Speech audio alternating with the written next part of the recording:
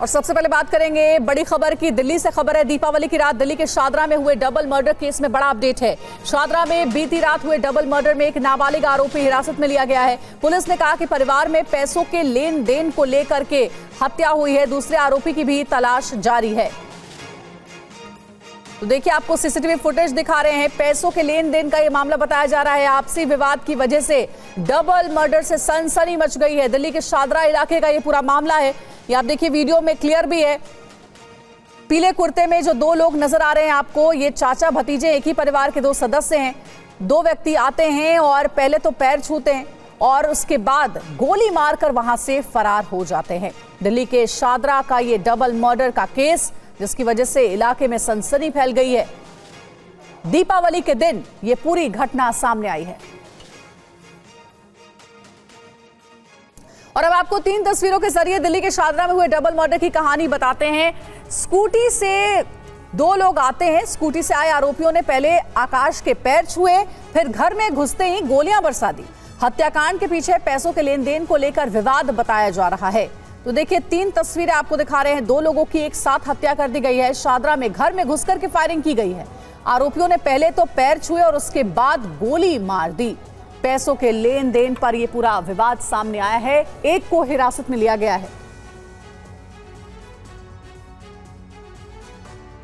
और मृतक ऋषभ के पिता योगेश ने कहा है कि कुछ दिन पहले उनके भाई आकाश की पैसों को लेकर किसी से विवाद हुआ था। आइए सुनते हैं योगेश ने इस डबल मर्डर पर क्या कहा है। 7:30 से 8 बजे के बीच की बात। 2 लोग थे, एक पैदल था और एक स्कूटी पे था। जो स्कूटी पे था वो मेरा भतीजा लगता है। जो पैदल था वो पता नहीं कौन है। और मेरी मम्मी जैसे ही चिल्लाई, मेरे भाई जिनका वो लड़का, उनका नाम लेके कि उस मानेगा कि नहीं मानेगा, तो मेरे को एकदम से गोली चलने की आवाज़ आई। मैंने कैमरे की तरफ देखा तो मैं भग के नीचे आने लगा। इतनी देर में सब कुछ हो चुका था। भाई को और मेरा बेटे ने उसे पकड़ने की कोशिश करी तो उसे भी मार दिया। हमारी अभी थोड़े टाइम पहले मेरे भाई की किसी से पैसे को लेन देन के लिए थोड़ा सा विवाद हुआ था। और वहीं डबल मर्डर पर शादरा के डीसीपी प्रशांत गौतम ने क्या कहा है, आपको वो भी सुनाते हैं।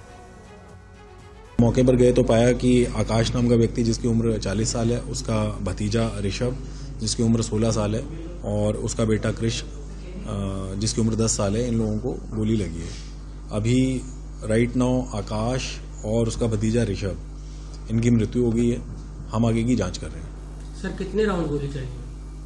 अभी प्राइमा फेसी हमारी इन्वेस्टिगेशन के अंदर करीब 5 राउंड। डबल मर्डर से दिल्ली दहल उठी है। कहां हत्या हुई, पूरी जानकारी आपके सामने रखेंगे। शादरा के फर्श बाजार इलाके में हत्या की इस वारदात को अंजाम दिया गया है। हत्या कब हुई? दीपावली की रात करीब 8:30 बजे की घटना है। क्यों हत्या की गई? बताया जा रहा है कि परिवार में पैसे के लेन देन को लेकर विवाद चल रहा था। मरने वाले कौन हैं? चाचा आकाश और भतीजा ऋषभ, यानी कि एक ही परिवार के दोनों सदस्य बताए जाते हैं जिन पर गोली चलाई गई। घायल कितने? 10 साल का कृष और मृतक आकाश का बेटा भी घायल हुआ है। गिरफ्तारी अभी तक अपडेट जो है वो एक को हिरासत में लिया गया है। दूसरा आरोपी अभी भी फरार है। प्लानिंग के साथ हत्या को अंजाम दिया गया है। कहा जा रहा है कि 17 दिन से हत्या की प्लानिंग चल रही थी। और मृतक आकाश की मां ने कहा है कि लक्ष्य नाम का शख्स पिछले 3-4 दिनों से गली में चक्कर लगा रहा था। कल भी वो मिठाई देने के बहाने घर पर आया था। वो लक्ष्य नाम का लड़का 3-4 दिन से हमारी गली में चक्कर लगा रहा था। फिर हमारे घर पे कल वो मिठाई का डिब्बा लेके आया। यहीं पे पटाखे छुड़वाने के लिए बिछा रहा था। इतनी देर में 2 जने आए उधर से, एक लक्ष्य और एक और उसके साथ था। और उनने मुंह बांध रखा था और उसके हाथ में एक बोतल सी थी। वो बस ऐसे वो भाग, मेरा लड़का, हम उसे देख के अंदर चले जाते थे तो मेरा लड़का अंदर घुसने लगा। उसके बच्चे भी साथ में थे। तो वो जो दूसरा, और वो उन्होंने ऐसे आवाज आई, मैं नीचे से उतर के भाग के आई। मैं दिमाग में मेरे में टेंशन है। मैं जैसे नीचे उतर के आई, इतनी देर में मेरा बच्चा यहाँ पे पड़ा था। माता जी के मारने से पहले उन्होंने पैर छुए थे? हाँ, पैर छुए थे। और अब आपको दिखाते हैं दिल्ली के शादरा में जिस जगह डबल मर्डर को अंजाम दिया गया है, वहां से संवाददाता सुमंत कुमार की रिपोर्ट। दिल्ली के शाहदरा के फर्श बाजार इलाके में दिवाली की रात डबल मर्डर से सनसनी फैल गई। इस वक्त मैं फर्श बाजार इलाके में उसी मकान के सामने मौजूद हूं जहां दिवाली की रात इस वारदात को अंजाम दिया गया। बताया ये जा रहा है कि 2 आरोपी स्कूटी पे सवार होकर गली में इस तरफ से आए और यहाँ पे उन्होंने स्कूटी लगाई और सामने यहाँ आप देख सकते हैं कि अभी भी ब्लड स्टेन साफ तौर से देखे जा सकते हैं। यहीं पे जो आकाश अपने भतीजे योगेश के साथ यहाँ आतिशबाजी कर रहे थे, इसी दौरान स्कूटी पे सवार होकर 2 आरोपी आते हैं, पहले नमस्ते करते हैं और उसके बाद गोली मारते हैं और इस वारदात को अंजाम देके फरार हो जाते हैं। पुलिस के मुताबिक 5 राउंड गोलियां चलाई गई। इस वारदात में आकाश और उनके भतीजे योगेश की मौत हो गई है, जबकि आकाश के बेटे कृष गंभीर रूप से घायल हैं। उनका इलाज अस्पताल में चल रहा है। इस वारदात के बाद आप देखिए कि सुबह के वक्त किस तरीके से आकाश के घर के बाहर यहाँ आसपास के लोग, उनके रिश्तेदार, मित्र, उनका तांता लगा हुआ है। लगातार यहाँ पे लोग आ रहे हैं, परिवार के लोगों को ढांढस बंधा रहे हैं। परिवार के लोगों का इस वारदात के बाद रो रो कर बुरा हाल है। हालांकि पुलिस उस वारदात के बाद से ही इस मामले की छानबीन में जुट गई है। जानकारी ये भी मिली है कि इस मामले में एक आरोपी को पुलिस ने डिटेन किया है। जो सीसीटीवी फुटेज आई है उसमें जो लड़का स्कूटी चलाते हुए दिख रहा है, उस आरोपी को पुलिस ने हिरासत में लिया है। उससे इस पूरे मामले की पूछताछ कर रही है। आपसी रंजिश, पैसों का लेन देन समेत तमाम एंगल से फिलहाल पुलिस इस मामले की छानबीन में जुट गई है। लेकिन जिस तरीके से भीड़ भाड़ वाले इस सघन इलाके में इस वारदात को अंजाम दिया गया है, उससे इलाके के लोग भी सख्ते में हैं। जर्नलिस्ट विपुल के साथ सुमंत कुमार, टीवी9 भारतवर्ष, दिल्ली।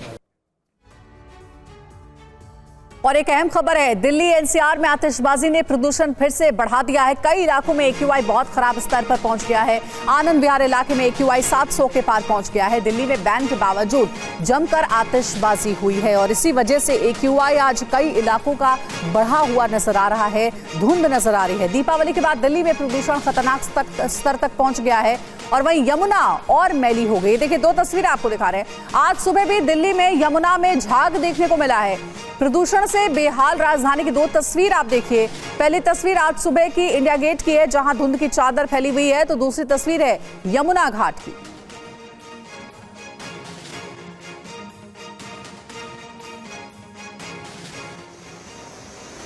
तो ये 2 तस्वीरें आपको दिखा रहे हैं। प्रदूषण का लेवल कितना ज्यादा बढ़ गया इन 2 तस्वीरों से क्लियर है। पहली तस्वीर इंडिया गेट की देखिए, सुबह सुबह धुंध छाई हुई थी और कहा जा रहा है कि दीपावली के दिन जो आतिशबाजी हुई है उसी का ये असर है कि पॉल्यूशन बढ़ गया है, AQI भी ऊपर चला गया है। और दूसरी तस्वीर है यमुना की, यमुना के पानी में झाग देखने को मिल रहा है। ये देखिए दिल्ली में रात भर आतिशबाजी हुई है और सुबह देखिए क्या नजारा है। सड़क पर चारों तरफ पटाखे के पैकेट्स नजर आ रहे हैं। 2 तस्वीर दिखा रहे हैं आपको। पहली तस्वीर दिल्ली में रात में आतिशबाजी की गई, दूसरी ओर सुबह की है जहां कैसे हर ओर जले हुए पटाखों का ढेर लगा है।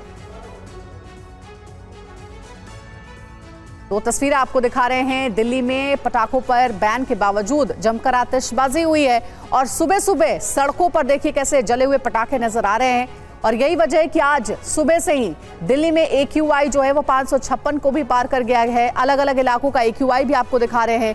एक बार फिर से धुंध छाई हुई नजर आ रही है पॉल्यूशन की वजह से दिल्ली में। ये 2 तस्वीरें आप देखिए, यमुना में भी पानी में झाग नजर आ रहा है। यमुना का पानी जहरीला हो चुका है। दिल्ली में प्रदूषण को लेकर टीवी9 संवाददाता जितेंद्र भाटी ने दिल्ली के पर्यावरण मंत्री गोपाल राय से बात की है। मेरे साथ में दिल्ली के पर्यावरण मंत्री गोपाल राय हैं। गोपाल जी, 370 टीम, आपने चिट्ठियां भी लिखी, केंद्र को लिखी, LG को लिखी और खुद दिवाली पे जब लोग दिवाली मना रहे थे आप वीडियो जारी कर कर लोगों से कह रहे थे भाई पटाखे मत जलाओ, दिए जला लो, लेकिन लोगों पे असर दिखा नहीं उसका। दिखा उसका असर।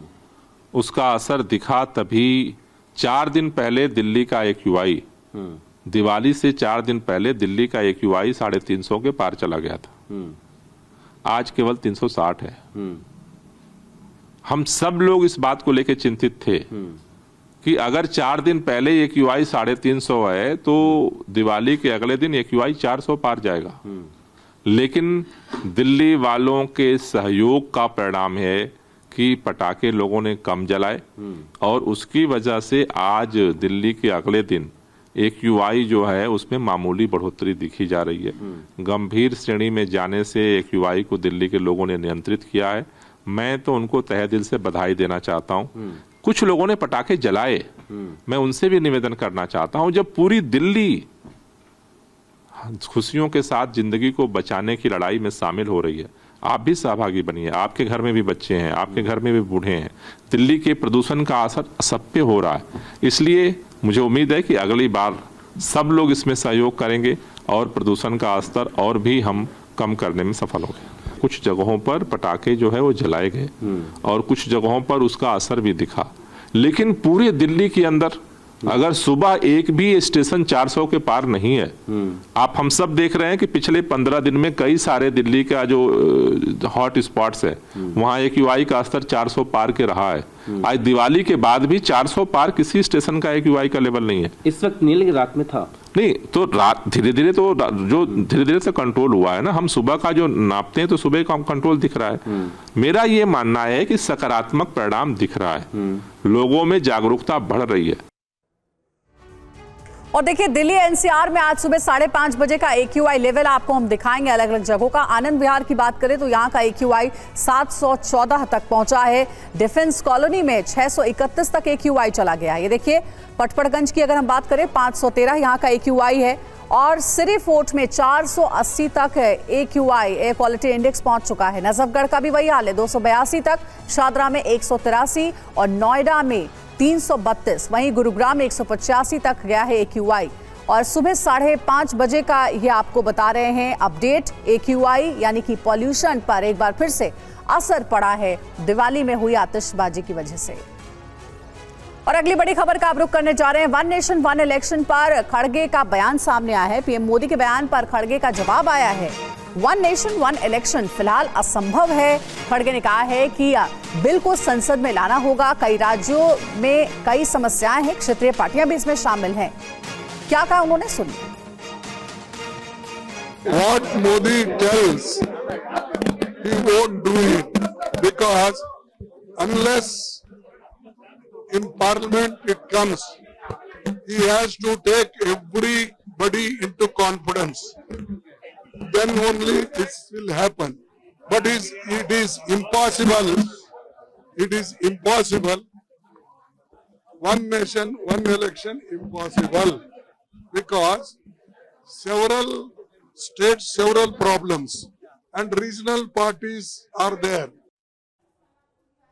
और वहीं PM मोदी ने कल गुजरात के केवड़िया से वन नेशन वन इलेक्शन को लेकर के बयान दिया है। आइए सुनते उन्होंने क्या कहा। एकता के हमारे इन प्रयासों के तहत ही अब हम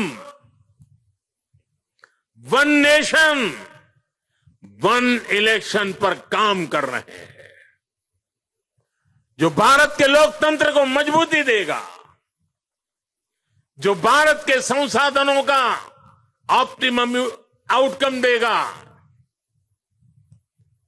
और देश विकसित भारत के सपने को पार करने में और नई गति प्राप्त करेगा, समृद्धि प्राप्त करेगा। और वन नेशन वन इलेक्शन अब तक क्या क्या हुआ है। 2 सितंबर 2023 को एक कमेटी बनाई गई। पूर्व राष्ट्रपति रामनाथ कोविंद की अध्यक्षता में यह कमेटी बनी। कमेटी ने 7 देशों की चुनाव व्यवस्था का स्टडी किया, अध्ययन किया। 191 दिन में बताया जा रहा है कि 18,626 पेज की रिपोर्ट को तैयार किया गया। 14 मार्च 2024 को रिपोर्ट राष्ट्रपति को सौंपी गई। सभी विधानसभा का कार्यकाल 2029 तक करने का सुझाव दिया गया। कमेटी की रिपोर्ट के बाद प्रस्ताव को कैबिनेट ने मंजूरी दी है। तो कहा जा रहा है कि वन नेशन वन इलेक्शन को लेकर के विपक्ष हालांकि अभी भी इसे मानने को तैयार नहीं है, लेकिन अभी भी कमेटी जो है वो इस पर स्टडी कर रही है। रिपब्लिकन पार्टी से राष्ट्रपति कैंडिडेट डोनाल्ड ट्रंप ने हिंदुओं पर बड़ा बयान दिया है। ट्रंप ने बांग्लादेश में हिंदुओं के साथ हिंसा की निंदा कर दी है और उन्होंने कहा है कि जिस तरीके से बांग्लादेश में हिंदुओं को प्रताड़ित किया जा रहा है ये कहीं से भी ठीक नहीं है। बांग्लादेश में हिंदुओं के साथ हिंसा की डोनाल्ड ट्रंप ने निंदा की है।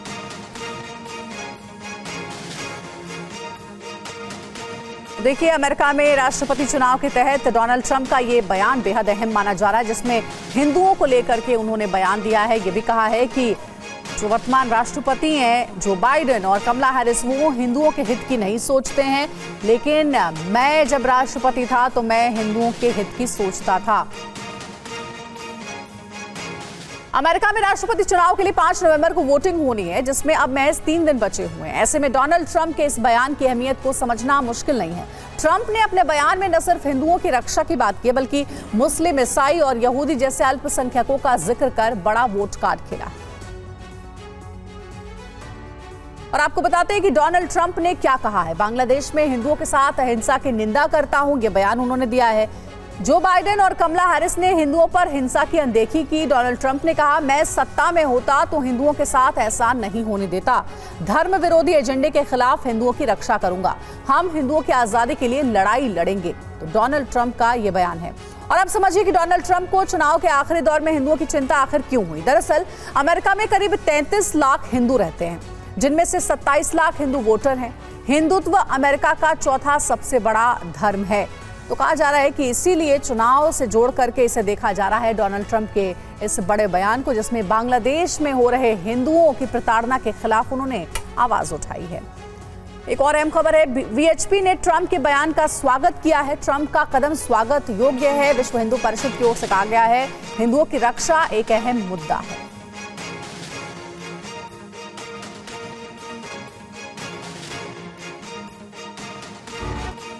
ट्रंप की ये स्टेटमेंट बहुत वेलकम स्टेटमेंट है, परंतु ये समझना चाहिए कि एक तरह से ये ट्रंप एक तीर से 3 शिकार कर रहे हैं। पहला शिकार जो सबसे इंपॉर्टेंट है उन्हें इस समय अपनी इलेक्शन जीतना।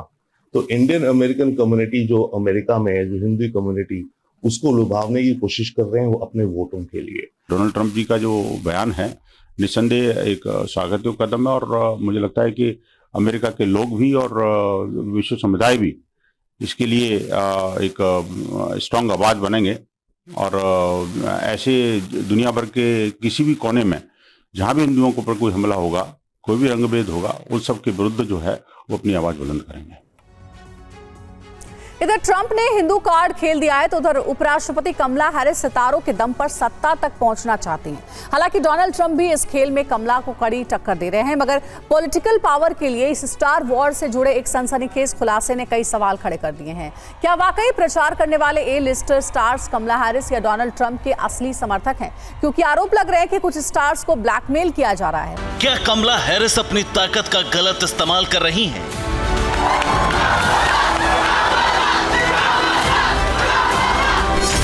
क्या हॉलीवुड हस्तियों को कमला हैरिस के समर्थन के लिए ब्लैकमेल किया जा रहा है? आरोप लग रहे हैं कि सितारों की चकाचौंध से सियासत में चमकने के लिए कमला हैरिस ने अपनी शक्ति का गलत इस्तेमाल किया। सेलिब्रिटीज को डराया, धमकाया, उनको ब्लैकमेल किया ताकि वो कमला हैरिस के नाम पर वोट डालने की अपील करें। लेकिन सवाल ये कि कमला हैरिस का समर्थन करने वाली हस्तियों को किस बात का डर है?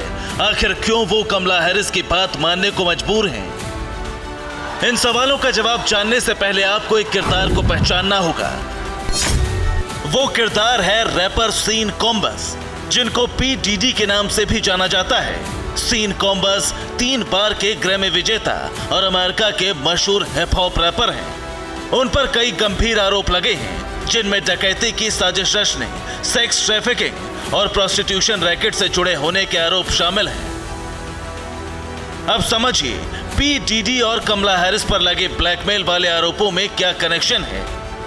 रूसी न्यूज एजेंसी स्पुतनिक ने अमेरिकी सेना के पूर्व अधिकारी स्कॉट बेनेट के हवाले से लिखा है, हालिया दिनों में बेयॉन्से, एमिनेम और टेलर स्विफ्ट जैसी ए सूची की मशहूर हस्तियों को कमला हैरिस का समर्थन करने के लिए कहा गया है। इनमें से कई मशहूर हस्तियों को रैपर पी डीडी के साथ रिश्तों की वजह से कमला हैरिस की बात माननी पड़ी। समझना मुश्किल नहीं है कि आखिर क्यों इतने बड़े सितारे कथित समझौता करने को तैयार हो गए, क्योंकि कमला हैरिस अमेरिका की उपराष्ट्रपति हैं। वो चाहे तो बियॉन्से, टेलर स्विफ्ट और एमिनेम जैसे सितारों तक भी पी डीडी मामले की जांच की आंच पहुंचा सकती हैं। इन्हीं वजहों से कमला हैरिस पर लगे आरोप और संगीन हो जाते हैं। लेकिन आखिर सितारों के समर्थन से चुनाव और नतीजों पर कितना असर पड़ सकता है, जिसके लिए कमला हैरिस को कथित रूप से सरकारी मशीनरी का इस्तेमाल करना पड़ा होगा? तो इन सवालों के जवाब देती है हार्वर्ड यूनिवर्सिटी की रिपोर्ट। हार्वर्ड यूनिवर्सिटी की रिपोर्ट के मुताबिक मतदाताओं की भावना बदलने और वोटिंग परसेंटेज प्रभावित करने में सेलिब्रिटीज काफी प्रभावशाली हैं। रिपोर्ट में यह भी पाया गया कि सेलिब्रिटी समर्थित अभियान अक्सर सार्वजनिक भागीदारी और वोटर रजिस्ट्रेशन से बढ़ोतरी लाते हैं। रिपोर्ट में 2020 के चुनाव का उदाहरण दिया गया है, जब vote.org के मुताबिक पॉप सुपरस्टार टेलर स्विफ्ट के जो बाइडेन के समर्थन की वजह से एक ही दिन में 35,000 नए वोटर्स ने रजिस्टर किया था। इसी तरह 2008 में ओपेरा विनफ्रे ने बराक ओबामा के समर्थन से अनुमानित 10 लाख अतिरिक्त वोट डेमोक्रेटिक कैंडिडेट को मिले। अब जरा इस वीडियो को देखिए। ये वीडियो है 22 अक्टूबर का, जब डेट्रॉइट में कमला हैरिस की सभा का आयोजन किया गया। इसमें मशहूर रैपर एमिनम आए और कमला हैरिस के लिए वोट मांगने की अपील की। इस अपील के बाद एमिनम बराक ओबामा को स्टेज पर आमंत्रित करते हैं। इस वीडियो को सिर्फ YouTube पर अब तक करीब 1.25 मिलियन व्यूज मिल चुके हैं, बल्कि बाकी सोशल मीडिया साइट्स पर भी लाखों लोगों तक ये वीडियो पहुंचा है। इतना ही नहीं, चर्चित film sex and the city की एक्ट्रेस सारा जेसिका पार्कर ने इंस्टाग्राम पर हैरिस वॉल्स पोस्टर के साथ अपनी एक तस्वीर पोस्ट की, जिसमें उन्होंने 31 कारण गिनाए कि क्यों कमला हैरिस को वोट मिला है। इस पोस्ट को भी लाखों लाइक्स मिले। एक बात तो तय है, अमेरिकी राष्ट्रपति चुनाव में हार जीत की भूमिका तय करने में सेलिब्रिटीज आधारित कैंपेन की बड़ी भूमिका को नजरअंदाज नहीं किया जा सकता। और यही कारण है कि चाहे ट्रंप हो या हैरिस हो, दोनों स्टार पावर का भरपूर इस्तेमाल कर रहे हैं। कमला हैरिस के पक्ष में 9 बार ग्रैमी अवार्ड विजेता सिंगर बायंसी, मशहूर गायक टेलर स्विफ्ट, ग्रैमी अवार्ड विजेता रैपर एमिनम, एक्ट्रेस सारा जेसिका पार्कर, R&B कलाकार अशर और रैपर लीजो प्रचार करते नजर आए। तो वहीं डोनाल्ड ट्रंप के लिए प्रचार करने वालों में भी कई हाई प्रोफाइल नाम हैं, जिसमें टेस्ला और स्पेसएक्स के CEO Elon Musk, actor Georgie Levy, wrestling और reality show star Hulk Hogan, मशहूर कॉमेडियन टोनी हिंचक्लिफ और मशहूर कॉमेडियन रोजीन बर शामिल हैं। अब वोटिंग में एक हफ्ते से भी कम का वक्त बचा है।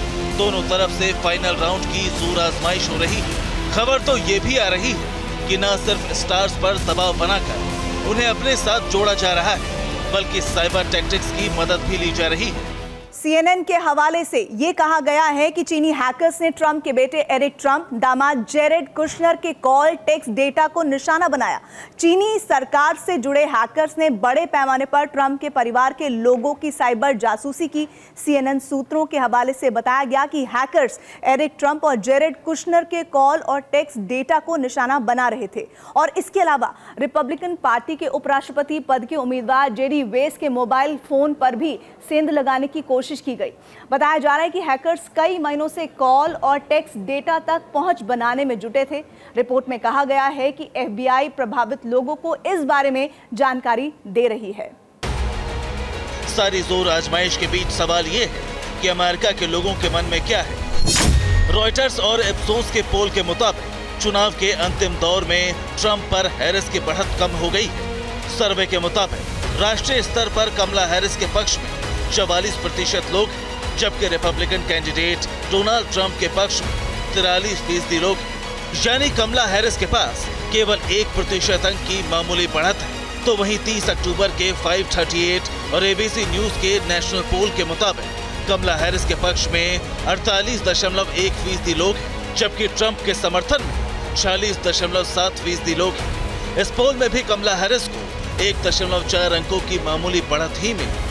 जहां सेलिब्रिटीज की मदद से चुनाव में बढ़त बनाने के लिए कमला हैरिस ने पूरा जोर लगा दिया है, तो वहीं पोल के ये आंकड़े बहुत हद तक कमला हैरिस के पक्ष में जाते नहीं दिख रहे। इन सब के बीच ऐन मौके पर बाइडेन ने एक विवादित बयान दे दिया। बाइडेन के इस बयान को रिपब्लिकन पार्टी ने फौरन लपका और एक कैंपेन की तरह डेमोक्रेटिक पार्टी के खिलाफ इस्तेमाल किया, जिससे कमला हैरिस की मुश्किलें बढ़ सकती हैं। वैसे भी कई सीट्स पर कड़ा मुकाबला है। कहा यह भी जा रहा है कि ये सीट्स हार और जीत में बड़ा अंतर पैदा कर सकती हैं। सबसे कड़ा मुकाबला Pennsylvania, north Carolina, Georgia, Michigan, Arizona, Wisconsin और नेवादा में है, जहां ज्यादातर सीटों पर 1-2% का ही अंतर है और ये सीट हार या जीत में बड़ी भूमिका निभा सकती है। आशंका ये भी जताई जा रही है कि नेवादा, विस्कॉन्सिन और मिशिगन जैसी जिन सीटों पर कड़ी टक्कर है, वहां हिंसा की आशंका है और शायद यही वजह है कि आखिरी हफ्ते में राष्ट्रपति चुनाव की इस लड़ाई में नफरत और बांटने की राजनीति पर जंग हो रही है। कुल मिलाकर अमेरिका के राष्ट्रपति चुनाव में साम दाम दंड भेद सब इस्तेमाल किया जा रहा है ताकि किसी भी तरह सत्ता की कुर्सी तक पहुंचा जाए, चाहे सेलिब्रिटीज को ब्लैकमेल करने के आरोप हों या फिर विपक्षी कैंडिडेट ट्रंप के परिवार की जासूसी की या फिर हिंसा की साजिश की आशंका हो। वोटिंग 5 नवंबर को होनी है, जिसके बाद सब साफ हो जाएगा। Bureau report, TVN Bharatvarsh. तो आपने देखा कैसे अमेरिकी राष्ट्रपति चुनाव में साम दाम दंड भेद का खेल चल रहा है और ट्रंप ये भी जानते हैं और शायद तभी एन मौके पर हिंदू कार्ड खेल दिया। ट्रंप के बयान पर बीजेपी और लेफ्ट पार्टी CPI क्या कह रही है, ये भी सुनिए। दुनिया भर के हिंदू तो चिंतित हैं और बाकी देश भी अब चिंता जाहिर कर रहे हैं। अच्छी बात है, जब बाकी देश के जो बड़े नेता वो भी चिंता करें, अच्छी बात है, क्योंकि इस प्रकार से बांग्लादेश में हिंदुओं पर अत्याचार हो रहा है और धर्म के नाम पर अत्याचार हो रहा है, ये रुकना चाहिए। और जिस प्रकार से टारगेट कर कर मंदिर तोड़े जा रहे हैं, धर्म के आस्था स्थल तोड़े जा रहे हैं, वे भी ठीक नहीं है। अपेक्षा करते हैं कि वहाँ की सरकार भी इसमें चिंता करेगी और हस्तक्षेप करेगी। What is his motive, I can't say. But as far as Bangladesh is concerned, our party has also asked the minorities must be safeguarded. There should not be any violence against minorities in Bangladesh.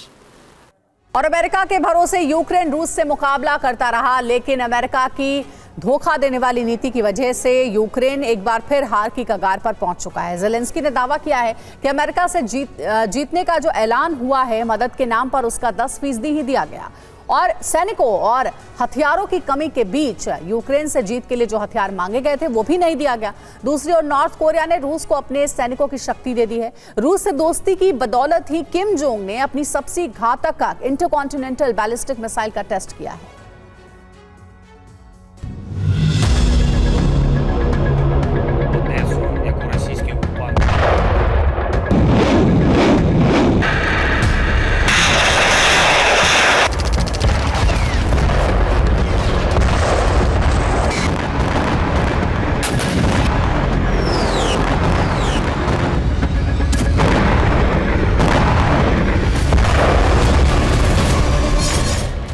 Ukraine में बदलते मौसम के साथ हर दिन तेजी से बदल रहे हैं हालात। बर्फबारी में यूक्रेन का भविष्य बेहद मुसीबतों से भरा दिख रहा है। इसकी पहली वजह है ये सैनिक, दूसरी वजह है तेजी से घटती यूक्रेनी फौज की संख्या और भस्म होते हथियार, और तीसरी वजह है नेटो का हथियार भेजने में बेहद ढीला ढाला रवैया। ज़ेलेंस्की एक बार फिर नेटो के रवैये से नाराज हैं, क्योंकि ज़ेलेंस्की ने युद्ध जीतने का सीक्रेट प्लान तैयार किया था। ज़ेलेंस्की ने अमेरिका से खास हथियार मांगे थे, लेकिन अमेरिका यूक्रेन का यह प्लान लीक हो चुका है।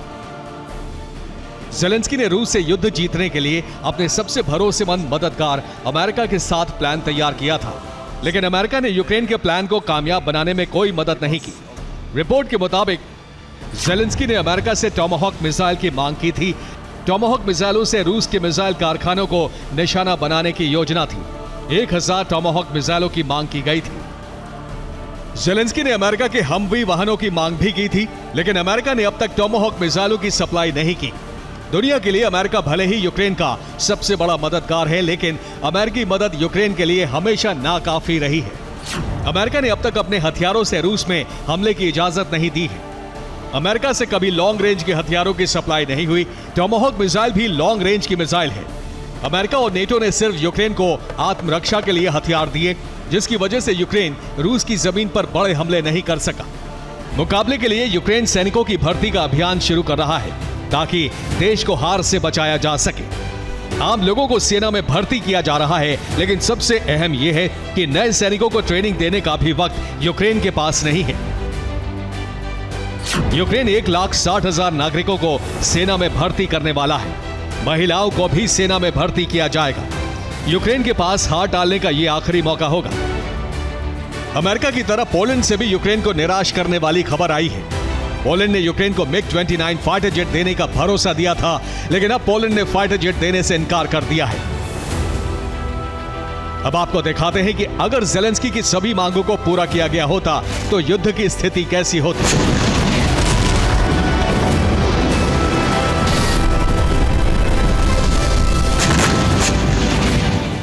और बिहार से एक बड़ी खबर आ रही है। मोतिहारी में पुलिसकर्मी की पिटाई का मामला सामने आया है। अपहरण के आरोपी को पकड़ने गई थी पुलिस और उसी दौरान पुलिसकर्मी की पिटाई हो गई है। बिहार के मोतिहारी से खबर सामने आ रही है। ये देखिए, वीडियो भी आपको दिखा रहे हैं। पुलिसकर्मी की पिटाई हुई है। दरअसल अपहरण के आरोपी को पकड़ने के लिए पुलिस की टीम गई थी और उसी दौरान पुलिसकर्मी की लाठी डंडों से गांव वालों ने पिटाई कर दी है। हमले में 2 पुलिसकर्मी घायल हो गए हैं।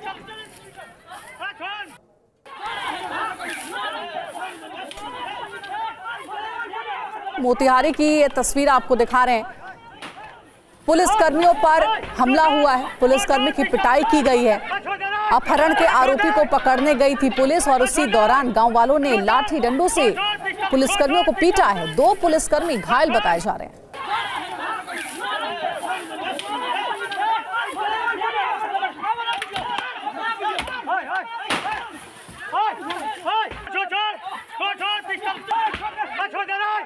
बिहार में अपराधियों के बीच खौफ नहीं है, पुलिसकर्मियों को भी वो नहीं बख्श रहे हैं। पुलिसकर्मियों पर लाठी डंडे चलाए गए हैं। रुपेश कुमार हमारे सहयोगी हमारे साथ जुड़ गए, उनसे बात करते हैं। रुपेश, ये पूरा मामला क्या है? इस वीडियो में दिख रहा है कि पुलिसकर्मियों पर गांव वाले लाठी डंडे चला रहे हैं, बुरी तरह से पीट रहे हैं। देखिए, मोतिहारी के पहाड़पुर थाने का ये मामला है और पहाड़पुर थाने में एक मां ने FIR दर्ज कराया था कि उसकी 2 सगी बेटियों को अपहरण कर लिया गया है। और इसी अपहरण कांड के सिलसिले में पहाड़पुर थाना क्षेत्र का ही लिपनी गांव है और इस गांव में एक युवक को गिरफ्तार करने पुलिस गई थी और उस युवक को गिरफ्तार भी कर लिया गया। और गिरफ्तार करने के बाद पुलिस जैसे अपनी जिप्सी में उस युवक को, यानी कि अपहरण कांड से संलिप्त उस युवक को अपनी जिप्सी में बिठाती है, तब तक ग्रामीण उसके ऊपर हमला कर देते हैं। और हथियार भी निकालना पड़ता है, यानी कि अपना सर्विस रिवॉल्वर निकाल करके, और दोनों जो SI हैं उनको अपनी जान बचानी पड़ रही है। इस बीच में लाठी से, डंडे से और एक जो बेलचा होता है उससे उसके ऊपर हमला करते हैं। एक सोनू कुमार नाम के एक SI का सर भी फट जाता है। हालांकि गांव की ही एक महिला ने अपने दुपट्टे से SI का सर वो बांधती हुई नजर उस वीडियो में भी आ रही है। लेकिन सबसे अहम सवाल ये है कि पुलिस जिप्सी के साथ अपहरण कांड में, यानी कि अपहरण कांड से जुड़ा हुआ ये युवक था, यानी कि अपराधी, और अपराधियों ने पुलिस के ऊपर इस तरह से हमला किया, इतने बेखौफ तरीके से कि उसके परिजनों ने लाठी डंडे से पुलिस वालों को ही पीट दिया। बिहार में पिछले दिनों आप देखिए, शराब माफियाओं ने पुलिस के ऊपर हमले किए, बालू माफियाओं ने शराब के पुलिस के ऊपर हमले किए। अब ये अपराधी भी पुलिस के ऊपर हमले कर रहे हैं और इतने बेखौफ कि दौड़ा दौड़ा करके, जिसको पीटना कहते हैं, कि आखिर में अपनी आत्मरक्षा के लिए दोनों SI को अपना सर्विस रिवॉल्वर और राइफल तक निकालना पड़ रहा है। गांव में जो स्थिति पैदा हुई थी कि उस युवक से जुड़े हुए उसी के परिजनों ने पुलिस के ऊपर हमला कर दिया है। बिल्कुल, दोनों का इलाज चल रहा है। तस्वीरों से ये साफ है कि अपराधियों के बीच कानून का खौफ नहीं है। पुलिसकर्मी जो कि अपहरण के आरोपी को पकड़ने गए थे, उन्हें बुरे तरीके से पीटा गया है। मोतिहारी का ये पूरा मामला है। शुक्रिया आपका रुपेश, पूरी जानकारी देने के लिए। आगे बढ़ते हैं, कर्नाटक से खबर है। चिकमंगलूर की तस्वीर आपको दिखाएंगे, जहां देवीरप्पा मंदिर के रास्ते में कई श्रद्धालु बीमार हो गए हैं। ये मंदिर देवीरम्मा मंदिर बताया जा रहा है। मंदिर के रास्ते में पहाड़ी पर लोग फंस गए, श्रद्धालुओं का रेस्क्यू किया गया है। चिकमंगलूर में यह मंदिर है और इस मंदिर में कई श्रद्धालु फंस गए थे। देवीरम्मा मंदिर है, रास्ते में कई श्रद्धालु अचानक बीमार हो गए थे और मंदिर के रास्ते में पहाड़ी पर लोग फंस गए। श्रद्धालुओं का अब जाकर रेस्क्यू किया गया है।